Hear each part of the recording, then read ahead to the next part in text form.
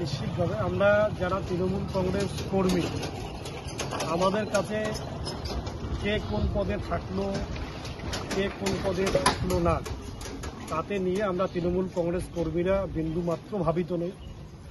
আমাদের লক্ষ্য একটাই, মমতা বন্দ্যোপাধ্যায়কে চতুর্থবারের জন্য পশ্চিমবঙ্গের মুখ্যমন্ত্রী করা। বাংলায় যে সুশাসন চলছে, সেই সুশাসন, বাংলার শান্তি শৃঙ্খলা, সেটাকে ধরে রাখা।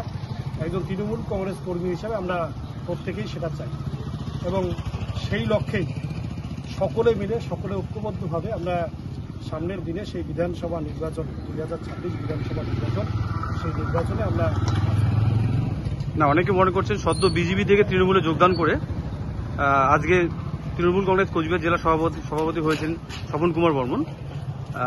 কতটা দলকে দেখতে পারেন, মাটি কতটা শক্ত বলে মনে করছেন? যারা যোগ্য তারাই পদে আসবে।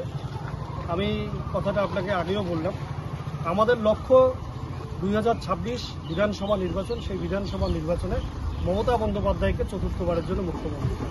কে কোন পদে গেল, কে কোন পদে থাকলো না, সেটা নিয়ে আমরা তৃণমূল কংগ্রেস কর্মীরা ভাবিত করি।